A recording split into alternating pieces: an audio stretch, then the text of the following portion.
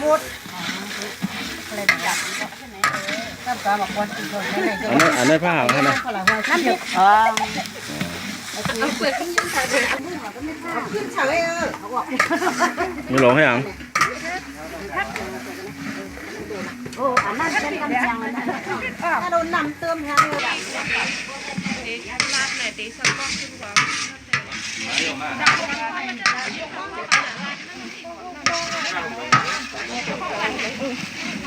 ไม่ปีร้อนเหรอไม่โกนนั่นจะไหนกระเพาะเปิ้ลคัดเยอะเขาคือเห็นไหมอ๋อนั่นแหละก็ไม่เอาดีๆไอออกก็ไม่เอามาเอาเลยนี่คนมาเอาเลยไม่อย่าไปเฮ้กูเลยมากกว่าดิแคบมากกว่าใกล้ๆมาที่ออกมาไหนดูเก็บเม็ดคุณอ่ะไอ้เม็ดก็น่าจะเสียทานไหนสิให้มันคิดก่อนดีมากอยากใครเขาใครได้แล้วนะได้แล้วนี่หางอันนั้นใช่พักกี้เนาะเอาเลยจังเลยหาไม่ได้เลย กินข้าวมูนเนาะกินข้าวมูน กินก็เหลือนะมันเลี้ยงเปิ้ลเนาะค่าบาทค่าชื่อพ่อแม่เอาอันนั้นใช่พ่อผมไม่หังที่ไหนก็ไม่รู้พ่อหังแป้งก็มีเนี่ยน้ำเด้งก็มีเนี่ยนั่นออกหัวไว้นั่นสองไรนอนหน่อยครับปะสองไรนอนหน่อยตาลูกไม้โยไปไหนปิดก่อนเด้อ ตาลูกไม่ออกให้ร้อนหนังน่ะ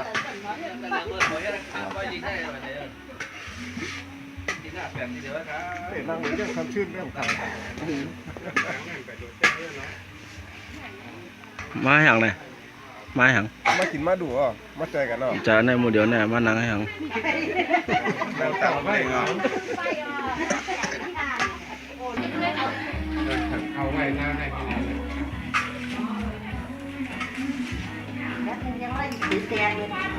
เริ่มมีก่อน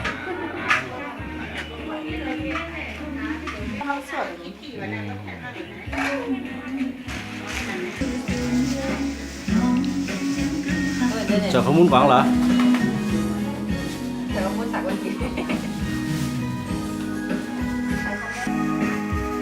แกงเก่า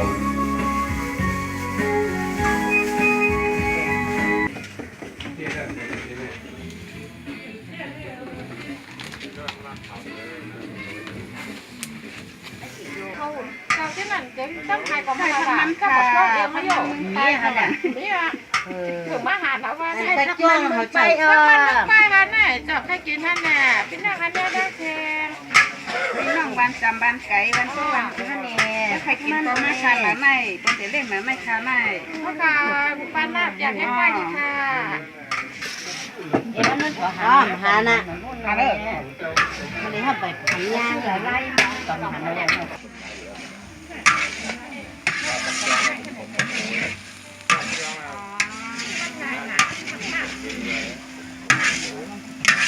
ตื่นมาตั้งแต่หลายโมงเลย3 โมงตี 3เนาะ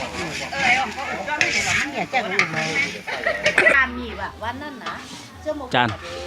ว่าหนาวไหมหนาวมากประมาณกี่องศาเห็นควันไหมเห็นควันไหมควันออกปากเลยไม่ควันประมาณกี่องศาประมาณทัก18 องศาจริงป่ะจริงมากโกหกหรือว่าพูดเล่นโกหกหรือว่าพูดเล่นถูกต้องโกหกหรือว่าพูดเล่นดูปากก็รู้ทั้งสองอย่างใช่ไหมทั้งโกหกทั้งพูดเล่นใช่ไหม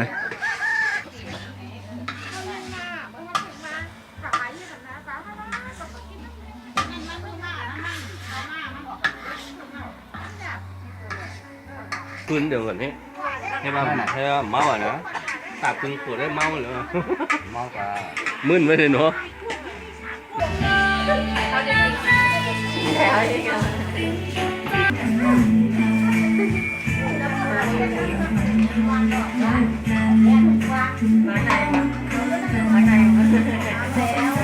เอา2 ก้อนเนี่ย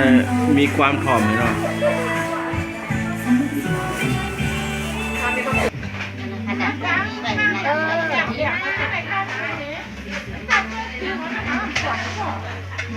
่เขาเฮ็ด อย่าไปต้วยที่มีดนะต้วยที่นิ้วมือนางไหนนะสองอันใหญ่ๆนะย้อนให้อัน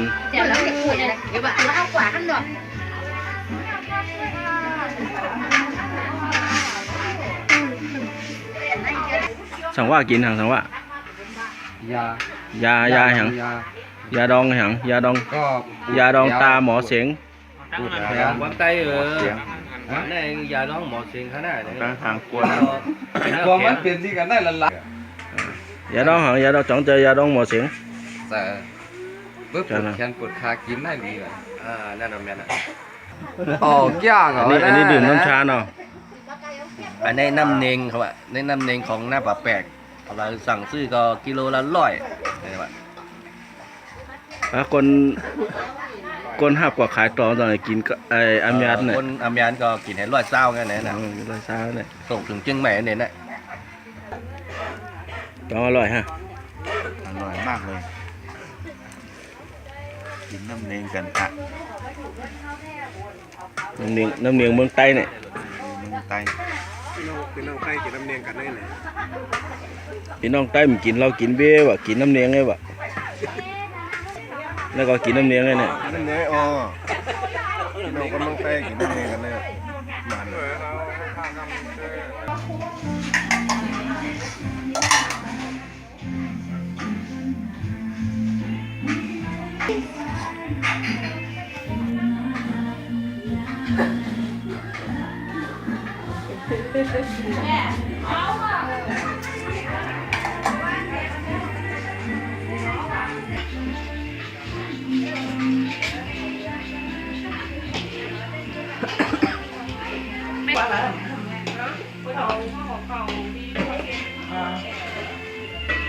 โคยเอาเนี่ย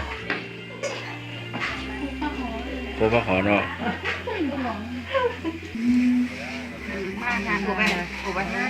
nó khá say thăm ăn để sở phát cùng ở này tăngวันtăng ná hậu bạn này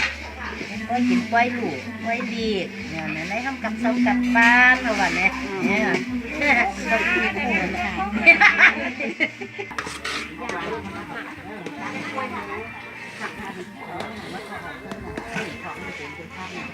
cái anh mời với anh tàu nhá đang còn tìm địa mà mình lo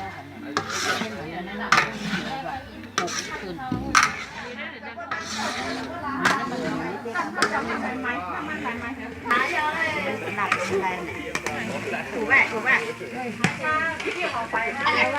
ít còn còn là thật สาธุเนาก้อยน้ำพริกอ่องวะเนี่ยน้ำพริกอ่องเนี่ยนอกจากไต้เฮาเดียวไอ้เนาะ mà qua giúp viên thôi ai hoàng mương buộc á mầm thầy vẫn nan thì đi thế đây đi làm cái căn của nó quăng cái này con này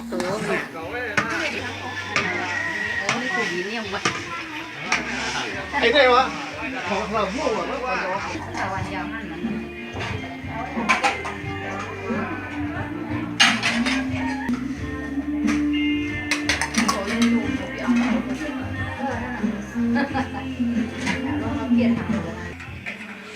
ตั้งน้องเฮ็ดน้ำพริกเป้าอ่ะเราตั้งน้องได้ทำเฮ็ดผักกับเป้าเนี่ยวันนี้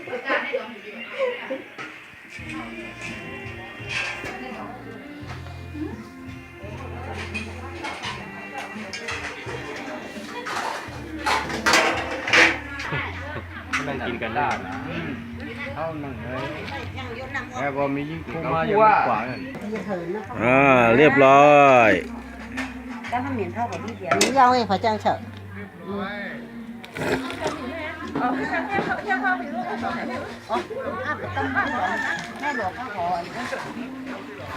Đóอร่อยเนี่ย và nạc kha ăn rồi nạc kha các nó giống tầm mài với mấy lò nó bằng sạch như đi hả bếp thiền nó này không lại thằng bò này có mắt hả anh xíu quán là xíu quán lỡ là bây giờ thiền nó quán là mua đi thôi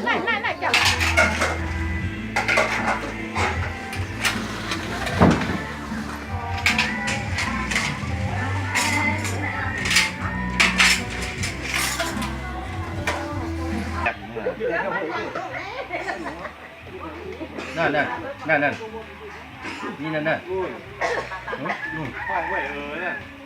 อันนี้ใช้กระติกน้ำชาไหมพี่ ใช่ครับ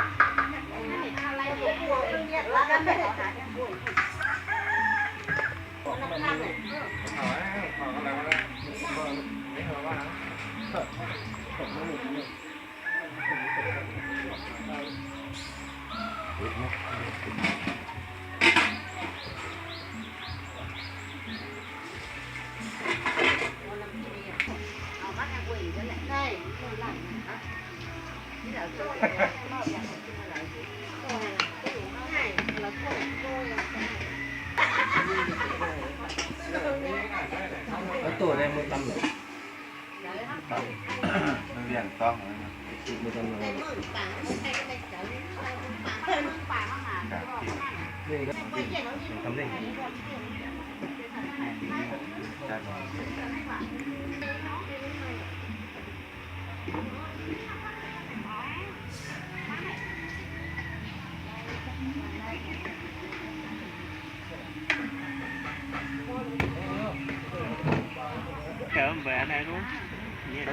cắt kia ha, cắt đấy kia ha. ขัดกรอบรู้ หน้าหนาวเมษาเนี่ย ขัดหน้า Cắt kia nào, คิดยอดเอาว่าดูลอยเลย cắt lại đây mày. หน้าเปียกก่อนหน้า หน้าแปลกเมษา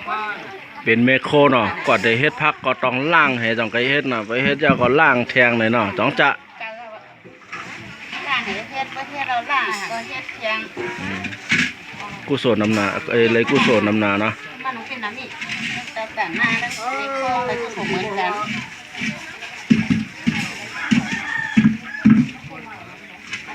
สาวออกไม่เห็นอ่ะ คืออย่าง ก็ยกผ้าขอก็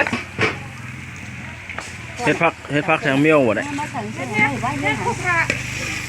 เทียบอันที่ทั้งคนเจ็บมันเนี่ยติรูปตีน้องตายติรูปตายเลยวันนี้ ไปเดี๋ยวไป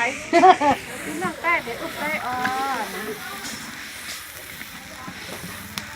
ไทยเป็นเฮาว่าเฮ็ดออรินจิ เขาในเฮ็ดปูกิน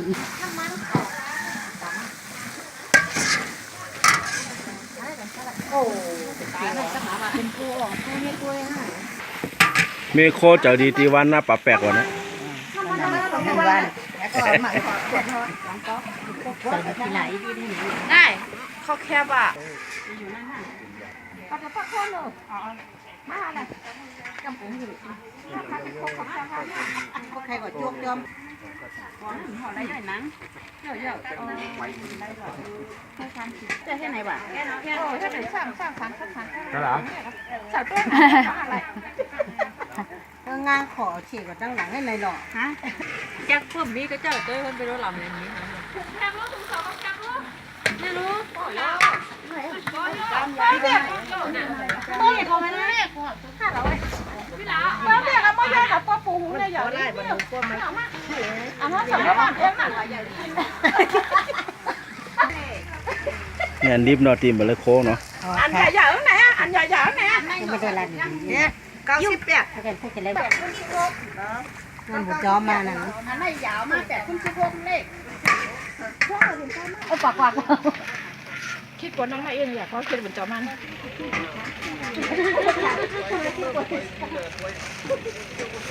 โอ้สบายเลย